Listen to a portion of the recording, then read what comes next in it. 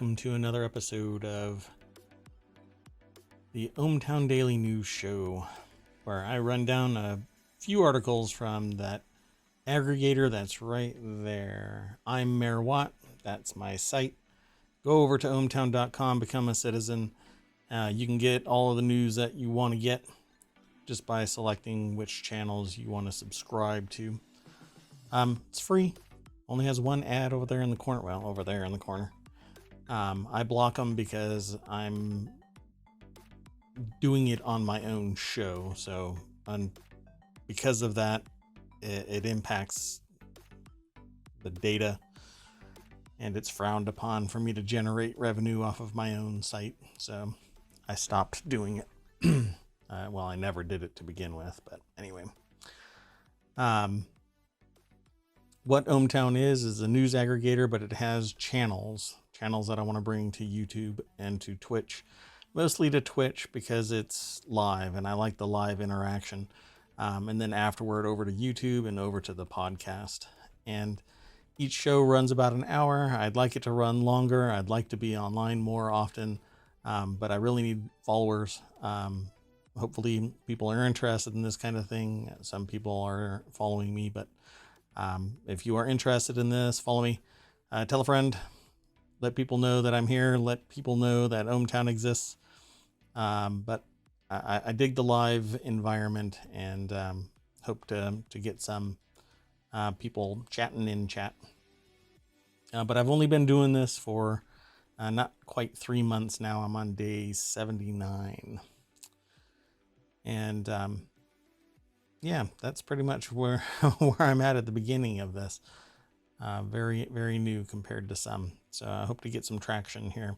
I don't run around and hype it up. I'm not sitting there selling ads. I'm not running around telling people in other channels, hey, come and look at me. I'm really just doing it here.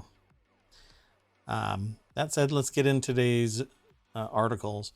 Every time you go over to ohmTown.com, if you click the little logo, you will refresh the page and you will get another set. And if you scroll all the way down to the bottom, you'll see that there's over 250,000 articles. Just their headlines and a little snippet of the article, just enough to tease you into going over to the site. I want you to go over to the source, read the entirety of the article, and then come back and argue with me about what you read. We might have a differing opinion. You may be here to hear mine, and maybe it aligns with yours. But I'm here for discussion and to talk to you about the news that I thought kind of might stir you into engaging in discussion. I don't know. We are all unique. With that in mind, ohmTown actually grabs articles from around the world, throws them into these 6 categories: create, news, education, entertainment, social, and technology, and then into those 50 channels that I was talking about. Again, I want to bring them all to Twitch. So let me know if you are interested in something. So the very first article is in the Daily News Show, which is what this show is actually called. Biggest oil giants made eye-popping $205 billion in profits in 2021. Yet we are now paying in the United States and elsewhere around the world higher prices. Now fossil fuel giants are trying to quote unquote cash in on inflation and the crisis in Ukraine, said one critic. So let's go over to the source. Again, this is commondreams.org. It's written by Kenny Stansel. And there's a lot of discussion online about people, from people that are saying that why are oil prices going up? Why are gas prices going up? Inflation is going up, and shrinkflation is going up or down, if you want to see it a different way, which is we're actually paying more and getting less because the package that we are purchasing is getting smaller. So some things, like a gallon of something, can't get smaller and the price increased. So when you're going to buy a gallon of milk, the price has increased. But in some cases, people are buying like a bag of chips. Well, the amount of chips in a bag is decreasing, but the price is increasing. So you're getting a 1-2 punch. That is shrinkflation, whereas the cost rising is inflation. Yeah, we're getting punched one on the chin and one a little lower. Sure, I'll say gut. Punched in the gut. Anyway, it says, while millions of working people have been hurt by surging gas prices, a new analysis out Tuesday shows that 25 of the world's largest fossil fuel corporations collectively pulled in an eye-popping $205 billion in profits last year. The big oil is exploiting Russia's war on Ukraine to charge even more at the pump in 2022 and advance its financial interests. Yeah, seems predatory to me. Yeah, as a tangent, I read yesterday about a gas station lowering its prices below, basically, quote unquote, as a loss leader, to drive traffic in, but it's actually possibly illegal in that state. And so the other gas station owners basically are suing that gas station.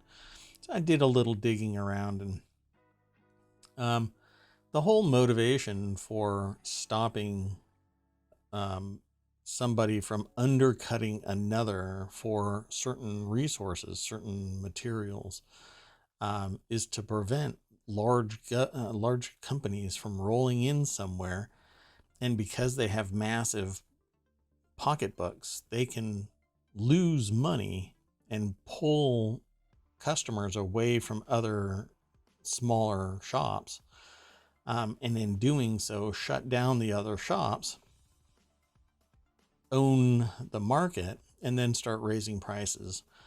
This has happened in other places, and it will continue to happen unless society sees it as a problem.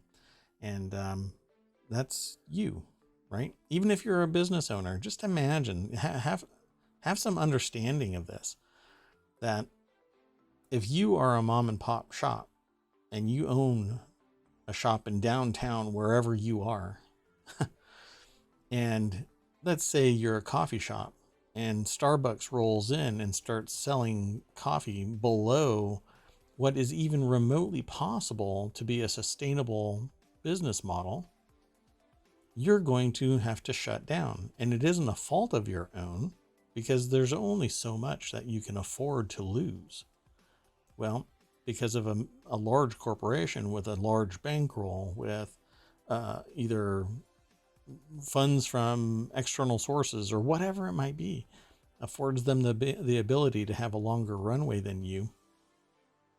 It's the business version of a lawsuit, where somebody drags you into court for whatever reason and nickel and dimes you out of existence. Yeah, this is the same thing. This is the business side of it. Well, in this particular case, this is the other side of it, which is the consumers are basically being drained of what little money they have because everything is increasing in cost. And I say that it's because the suppliers, the very basic level of all of this, is grabbing money because there's a lot of money chasing arguably too few resources, which means inflation. I don't believe that there is too few resources. I think it's bigger than that. But we can talk about it later. Let's continue on with the news. This next article is over in The Word in Tech. Mac Studio Teardown reveals potentially upgradable SSD storage. During Max Tech's teardown of the Mac Studio, the channel's host, Max Yuriev, discovers something very interesting about Apple's new hardware: 2 SSD ports. This may mean that the Mac Studio's storage is upgradable after all. Well, let's see. Takes us over to The Verge. Emma Roth wrote the article. And once again, the thing that really impresses me is the fact that the main board on the Mac Studio is just so tiny. For what it's offering, it is so tiny. The M1 Ultra is just a juggernaut of a chip. And I'm seriously evaluating, can I get rid of my PCs and get just the Mac Studio to drive everything that I do. So let's see if they have a little picture of, no. Well, one of the paragraphs in this article over at The Verge is, as Yuriev continues to disassemble the studio, removing its power supply and aluminum backing, he gets closer to the SSD ports. At first glance, he says the ports resemble those in his 2019 Mac Pro, but then he tries out the Mac Pro's SSD. It doesn't quite fit. Apple's SSD kit for the Mac Pro lets users replace their existing SSD with one that supports up to 8 terabytes of storage. So Mac Studio comes with 512 gigabytes of SSD, featuring up to 7.4 gigabytes per second. That's interesting. And read and write speeds, you can configure it up to 8 terabytes. So it says that the users can't access the device's storage. Mac Studio storage is not user accessible. If you think you may need more storage capacity in the future, consider configuring it to a higher capacity. Well, I'll have to root around in this and see if that is actually possible. I'll go and watch this video. But I don't do it here on the channel. I want you to click the link and go over to ohmTown, or you can go straight over to The Verge, obviously, and just do a search for Mac Studio Teardown reveals potentially upgradable SSD storage. I wouldn't be surprised if it's a kind of a future-proof thing, and those sockets aren't actually available. It says the SSD slots seem relatively easy to access, but I'd have to see them. You know, are they M.2? But okay, let's continue on. The next article is in the Daily News Show. Putin aggression leads to surge in electrical vehicle progress in Europe. I think this will continue even after the fact. This is a Common Dreams article written by Juan Cole.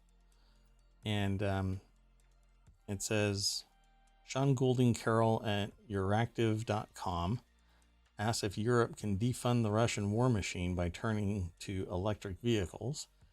It should be noted that in part because of the EU carbon tax, already 29% of new car purchases in Europe last December were EVs or plug-in hybrids, so consumers are already stampeding in that direction. Yeah, not if they can't get computer chips.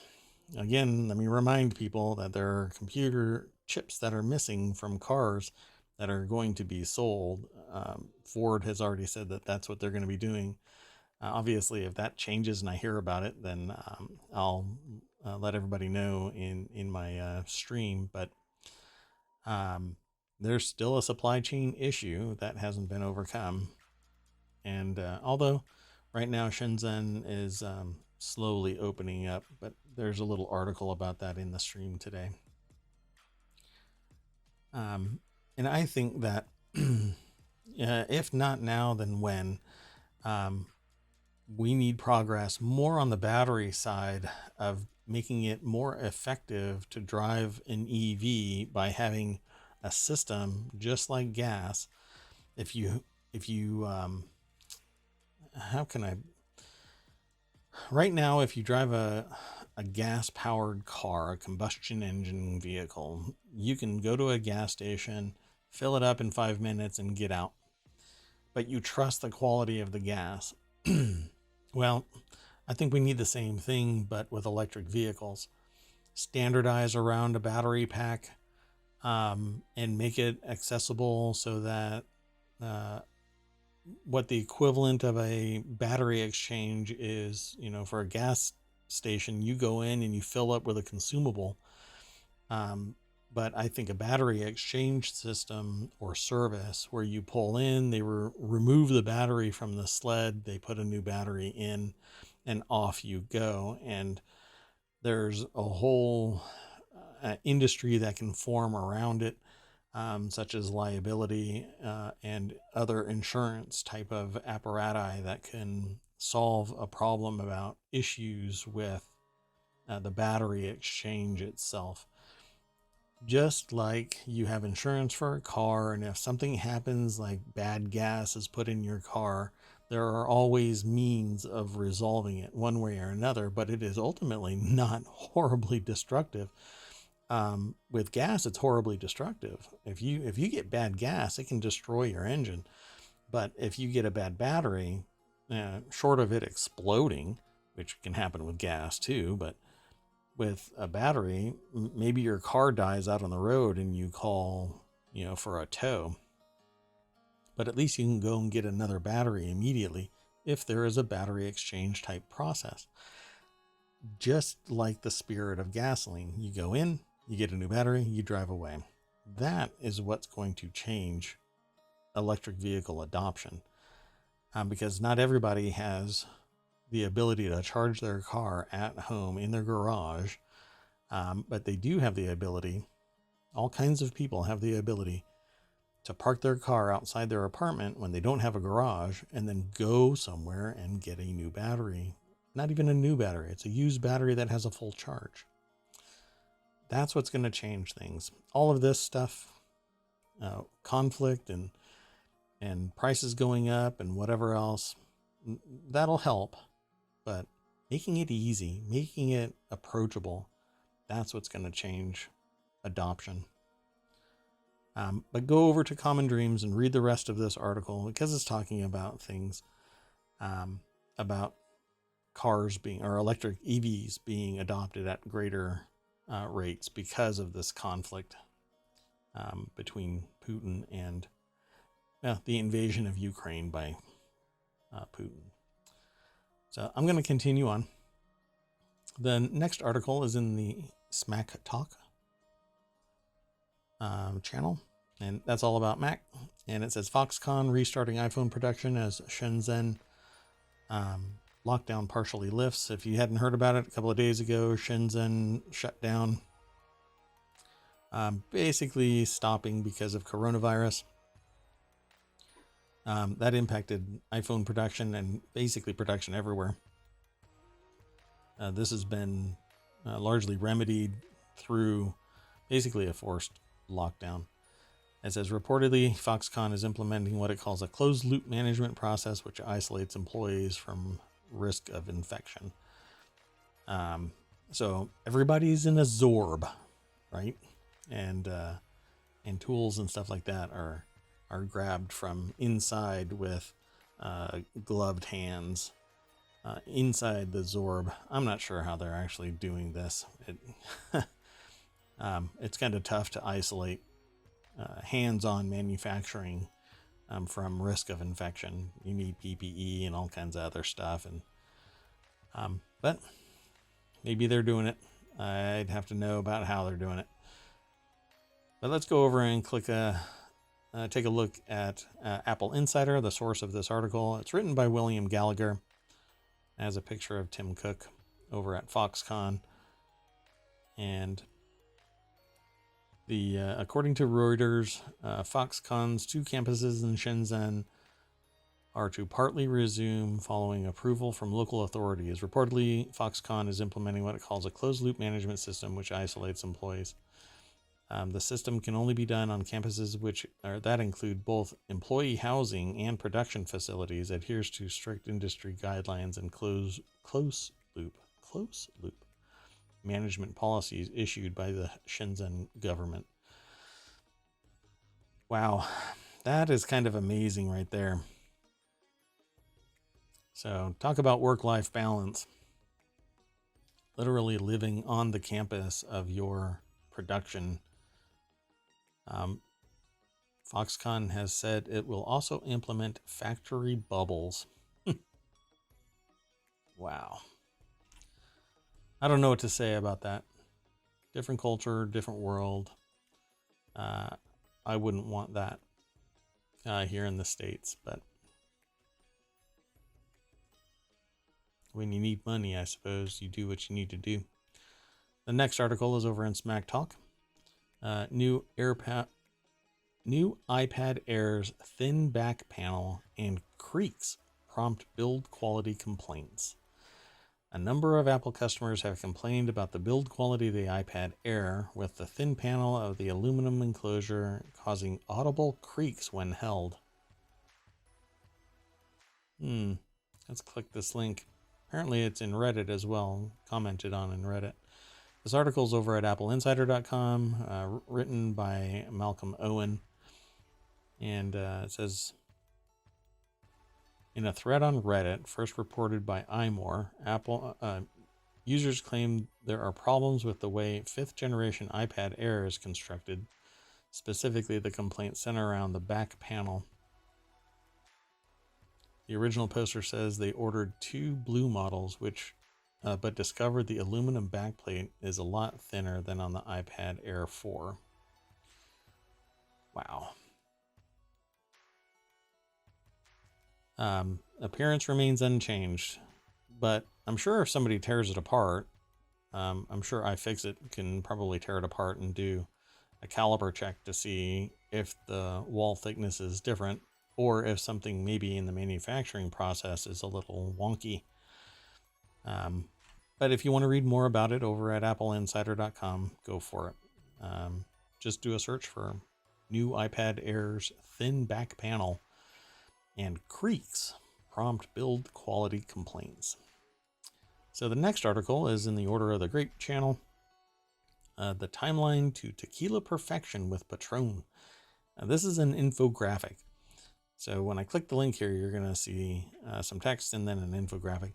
It's one thing to talk about handcrafted tequila. It's another thing entirely to maintain a tireless dedication to perfection, ensuring consistency and quality with one goal in mind. No, this is not marketing from me. No, this is not an ad. This is one of the many topics that I am interested in, not tequila specifically, but wine, beer, tea, spirits. This happens to just fall into this because of the source of it. So when we go over to VinePair, which is the source of this, shows a bunch of agave plants that are growing. The website again is vinepair.com, and the article is written by Clay Dillow, and the photo is by Danielle Grinberg. And they have a bunch of discussion about this, where it says in 2021, revenue growth of the tequila category in the U.S., which was one of the largest tequila markets, was up 30.1%, and volume was up 20.8%. So not only did we buy more, we bought more in volume, so bottles were bigger. While that kind of explosive growth elevates the ultra premium tequila category, booming demand also incentivizes corner cutting and compromises the integrity and quality of the liquid. And I would not say that that is true. Booming demand doesn't incentivize cost cutting or corner cutting. Not if the operation is sound. If the operation is going to collapse, then there's other telltale signals of why it would be collapsing. But there's no reason for, if anything, the costs would go up. The prices to the end users, the retail price would go up so that it can curb purchases and still generate revenue. And that's elasticity of demand. You end up finding out what people balk at, and then sales drop a little bit, and the manufacturer addresses it by either raising or lowering prices or increasing production and keeping the price the same. There's other ways of doing this, but that I wouldn't say. So it says here, to keep up, some producers have turned to industrial diffusers, massive extractors that speed agave processing at the expense of flavor. That may be true, but I don't know if it's correlated directly to that. I'd love to know where they correlate those two. I'm not an industry expert in this. It's just this is a business practice, and so perhaps there is something in here that I'm not informed of, and I'm sure there is, but context matters. So as you scroll down here, there's a whole lot more, and then they talk about, there's the infographic where it says, from field to bottle, crafting a simply perfect tequila. And if you didn't know, agave basically is cooked, and then it's crushed, and then it's fermented, and then distilled, and then it sits in barrels. And I'm not sure if everybody follows the same process for their aging, but I've had stuff that has been aged in aluminum barrels or casks, not necessarily barrels, as it were, just cylinders, and some in various wood barrels, and then it goes into bottling. And so I think tequila kind of hovers around. Sorry for the fast scroll. I know some people get thrown off by that and gives them vertigo, so I apologize. But I think tequila hovers around the 40% mark, and has a very unique flavor because of the way that agave is processed. So you get a good quality tequila, and you can sip it just like whiskey, just like wine. But it does retain that tequila flavor and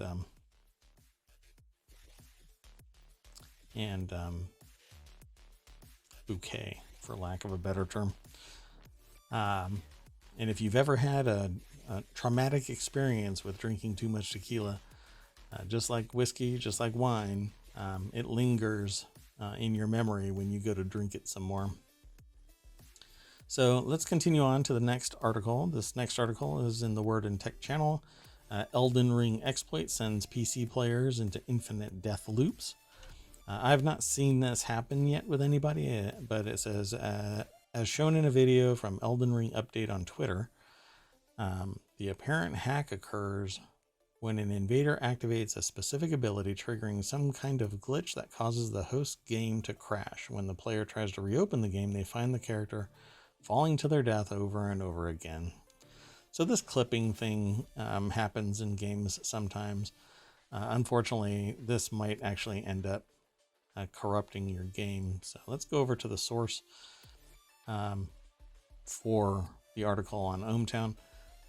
It's written for The Verge by Emma Roth, and it says you might want to avoid playing online for now.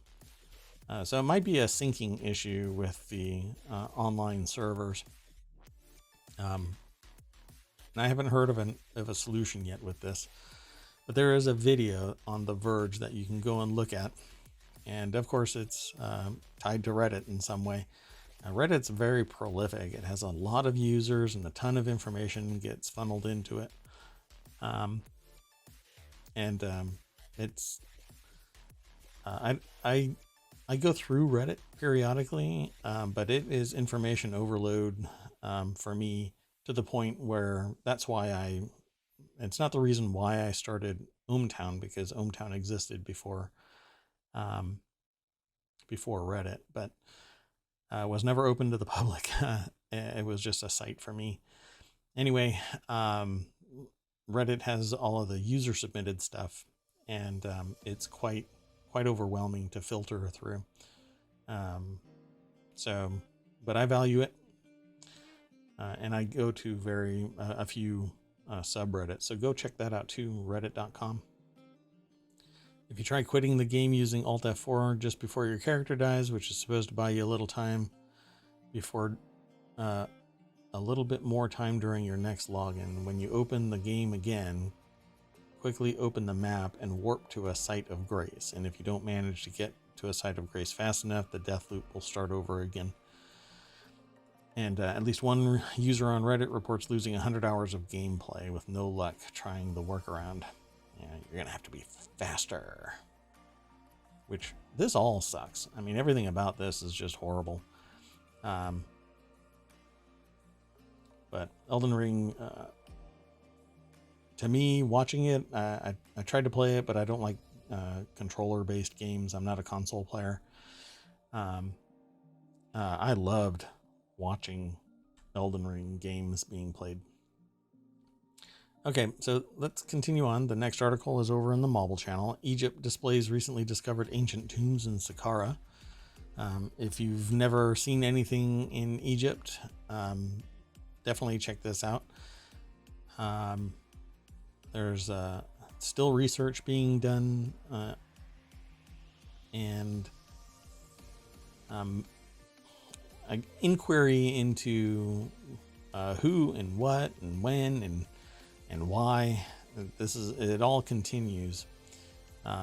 So far as discovering entirely new tombs in the desert, and society is like brushing really, really close up to the Great Pyramid.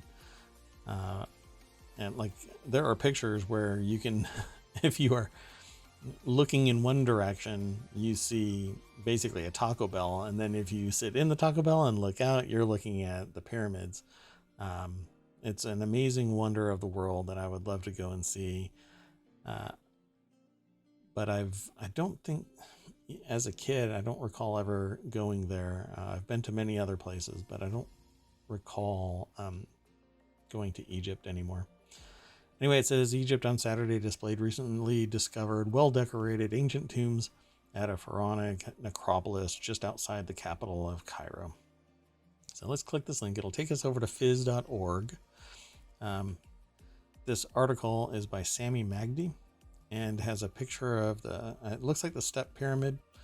That's what the caption is, at least, as well. Yeah, it says step pyramid. The 5 tombs were unearthed earlier this month and date back to the Old Kingdom, a period spanning roughly from around 2700 BC to 2200 BC, as well as the first intermediate period, which lasted for over a century after the Old Kingdom collapsed, according to the Ministry of Tourism and Antiquities. So it's pretty neat. The tombs were found near the step pyramid of Djoser, in the Saqqara necropolis, 24 kilometers or about 15 miles southwest of Cairo. And the walls are painted and retain their colors. It looks pretty neat. You can go over and read the rest of this. It says the vital tourism sector, a major source of foreign currency for Egypt, suffered from years of political turmoil and violence that followed the 2011 uprising that toppled autocrat Hosni Mubarak. And the ruins of Memphis were designated a UNESCO World Heritage Site in the 70s. There's so much there, by the way. You have to go and check it out. I would really like to go to. And this picture, actually, it looks so Indiana Jones right now, because it basically has a ladder leading down into a hole, and a whole bunch of people are outside of it looking in there like somebody's just about to yell out, "Snakes, I hate snakes." Just looks amazing to me. One day I will go. Kind of part of my bucket list. I want to go as an adult. I've been to many, many other places, but I really don't recall ever going to Egypt, even as a child. So the next article is in the Hatch Ideas channel. That's a channel about business transformation, strategic management, intellectual property, etc., product development. This article is titled, "Turns out the Great Resignation may be followed by the Great Regret." One moment. The little snippet says employers across the U.S. have been dealing with a historic shift in labor thanks to the pandemic. We know it as the Great Resignation, and the pundits have been falling all over themselves to explain to us why employers are at fault. Now it looks like the Great Resignation may be followed by the Great Regret. There's no doubt employers have a lot to learn from the unprecedented rate of job turnover. So this is researchers at the consulting firm McKinsey, for example, say that employees are tired and many are grieving. So let's click the link. This takes us over to The Guardian .com, and this article is written by Gene Marks.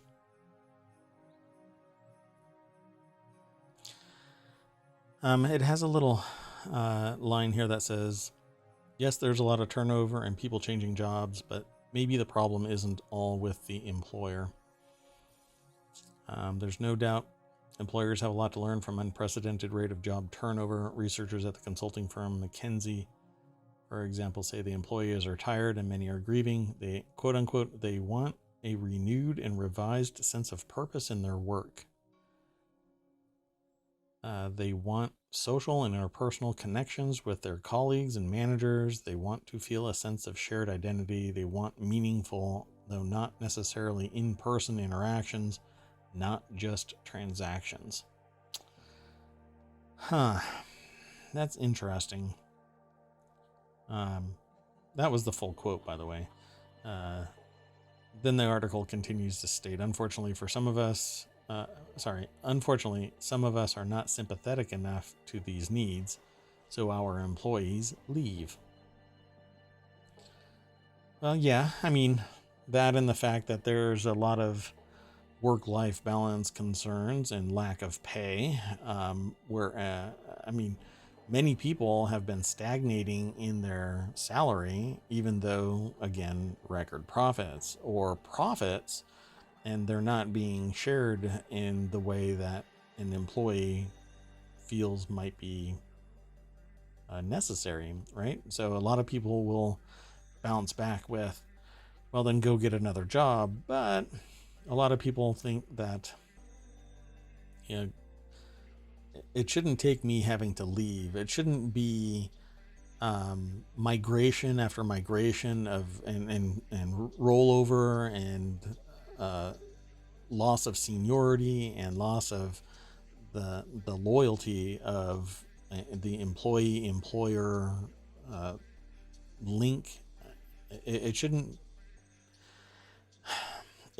take me threatening to leave to get a raise when many people, many jobs are,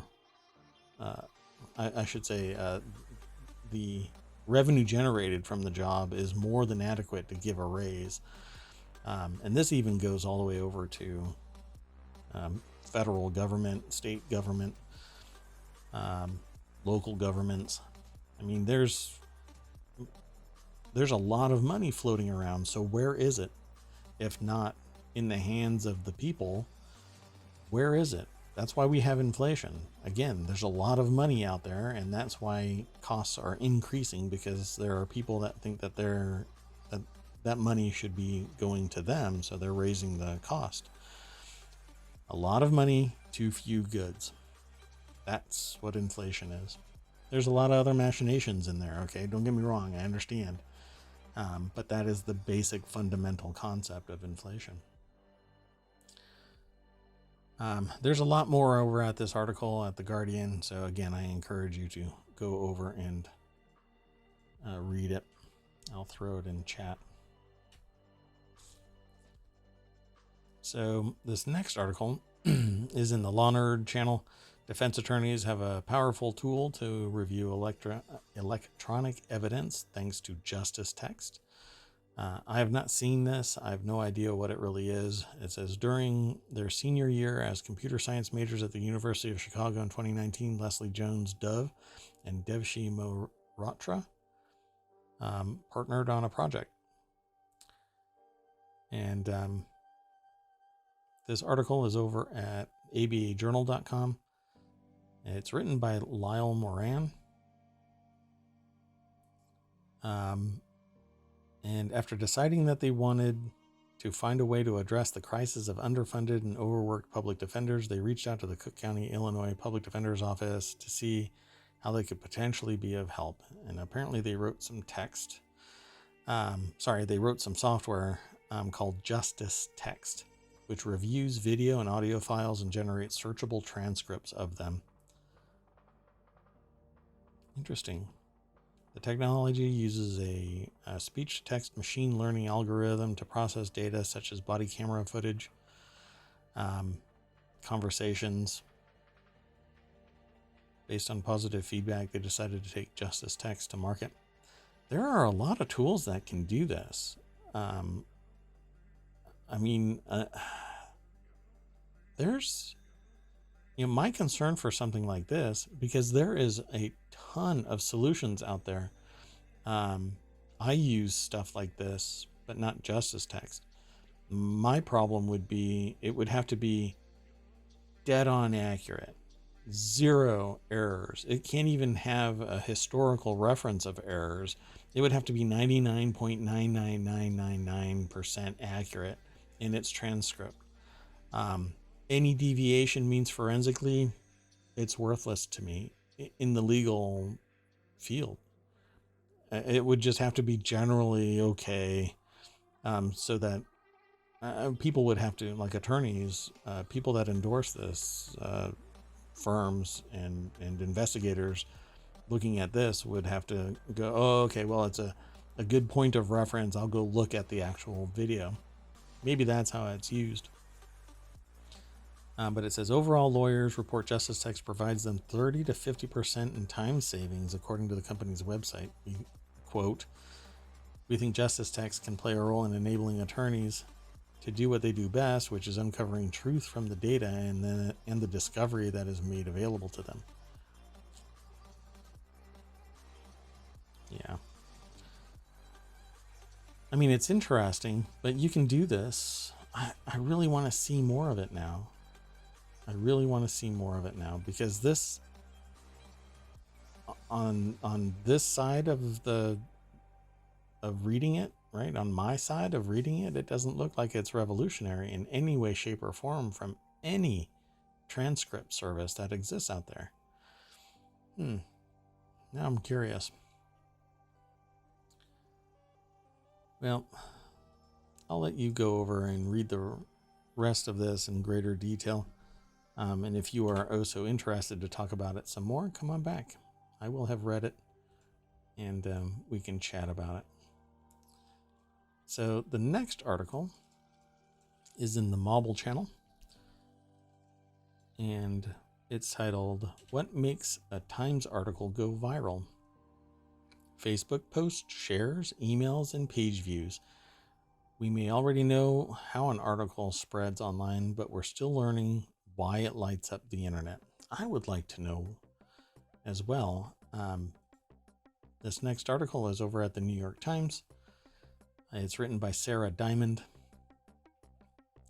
and basically says, it started as a typical Tuesday for Amanda Hess, a critic at large at the New York Times at 10 a.m. An article she had written was published on the New York Times, or on the Times website.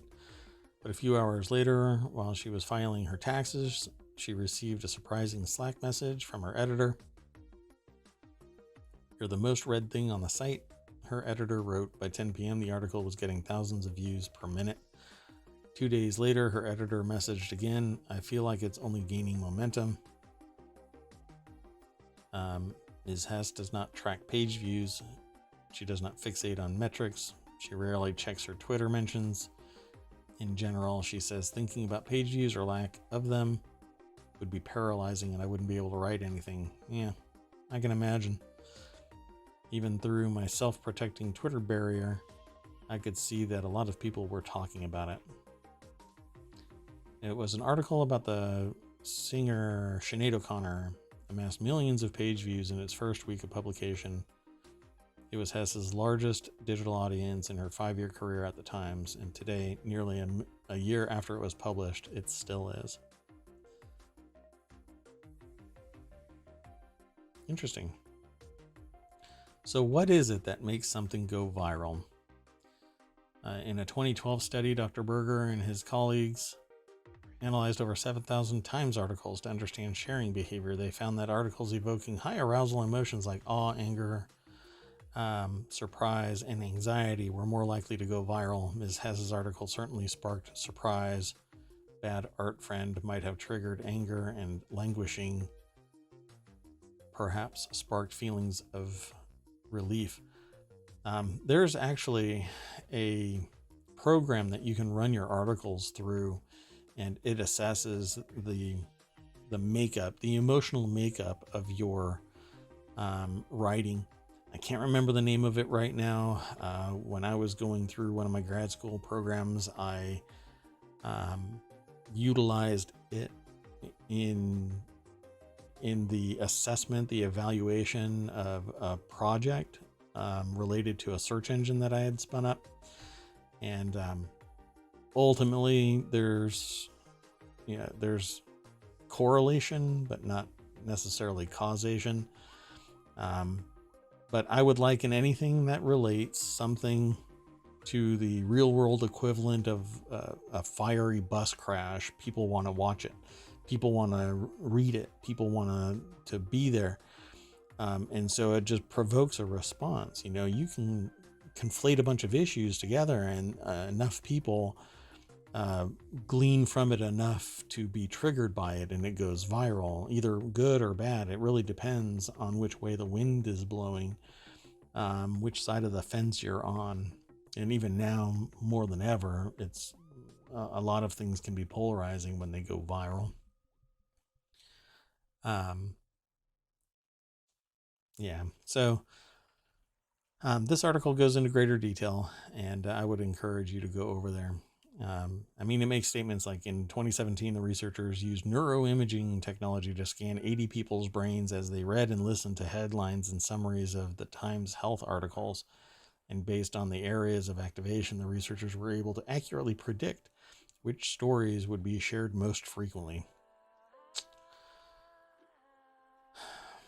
So I guess run the article through 80 people's brain scans and see what triggers them, and that's what should be published. So the next article is in the Band to Bezel channel. It's a channel that I hope to bring that's all about watches. Introducing, it's like the Illuminati, but so much more chill. A secret society shrouded in mystery and tradition since its founding by Bavarian professor Adam Weishaupt in 1776. The Illuminati, wrong story. That's the snippet that it grabbed, along with a few more, but I'm just going to take you over to the article over at Hodinkee.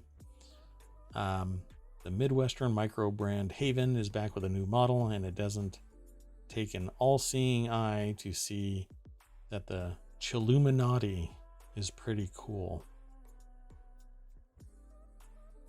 All right. So it has a pretty interesting design.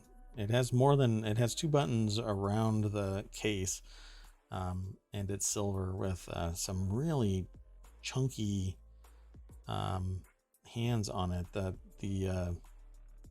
It looks really nice, but it does have a date window on it, which to me is a detractor. I don't really like it, but again, that's me. This is an article on Hodinkee.com, and it's written by Mark Kozlarich.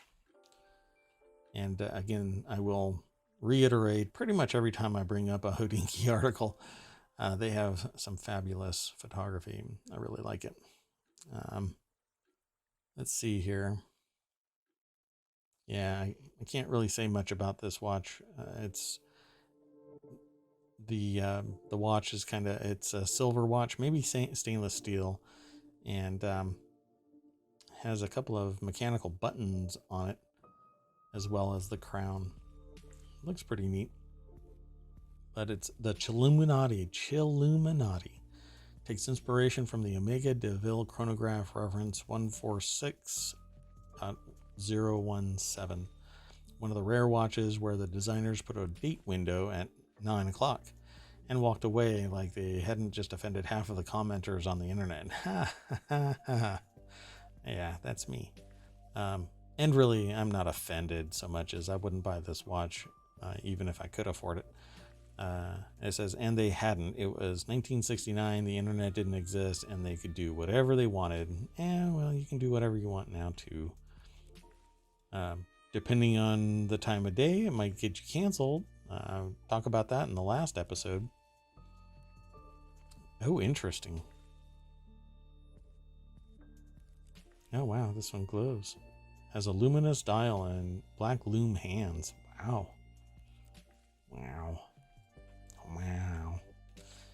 So I'm going to scroll down. It says the Haven's Chilluminati will rise to power.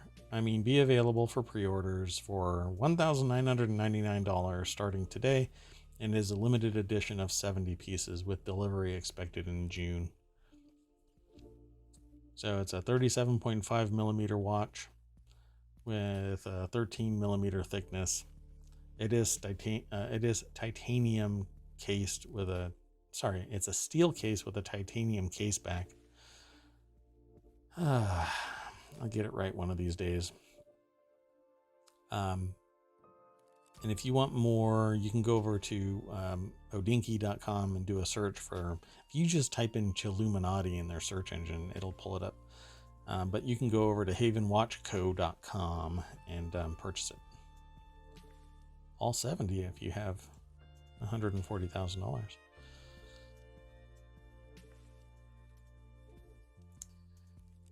Okay, so this next article, and it's the last one for today, is in the Mobile Channel. Demand for this toad's psychedelic venom is booming. Some warn that's bad for the toad. In a sign of unintended consequences of the psychedelic resurgence, scientists say that the Sonoran desert toad is at risk of population collapse. Let's click this link. Don't go licking random toads, people. This is a New York Times article. It's written by Simon Romero. The article starts out: after multiple combat tours as a Navy SEAL, Marcus Capone tried talk therapy, brain injury clinics, prescription drugs. Nothing worked to ease his crippling depression and anxiety.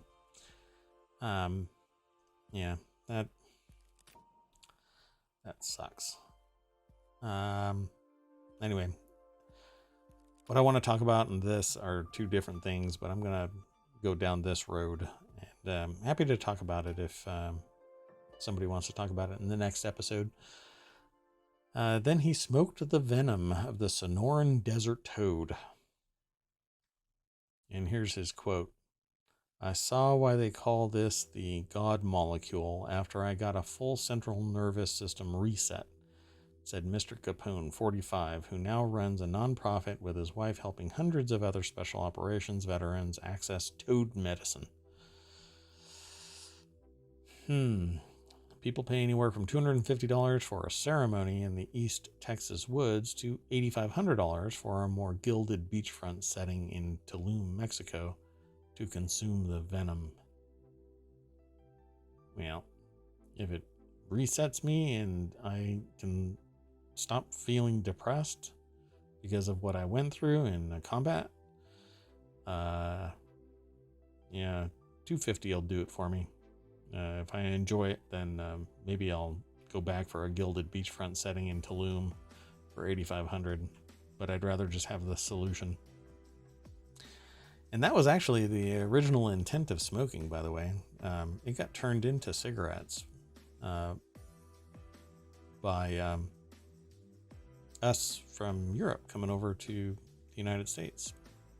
Converted tobacco into cigarettes, but it was really to get closer to God. Well, the spirits. Okay, so there's a whole lot more to this article, but I won't go through the whole thing.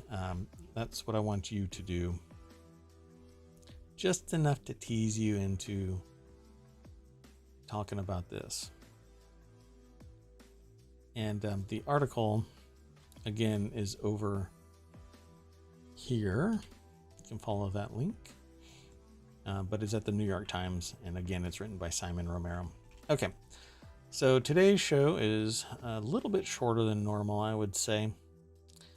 But I want to remind you that you can always go over to ohmTown.com. You can come to ohmTown here on Twitch. If you go to twitch.tv/ohmTown, we are here from 6 to 7, typically. I'm seriously considering pushing this to 2 hours a day. With the second half being really a more casual discussion and game playing stream, and it'll be immediately after. But with that in mind, I am done for the day. And I want to thank you for being in my chat or watching it on YouTube or the podcast. We're a day behind or so. But with that in mind, thanks a lot. I'll see you tomorrow. Bye-bye.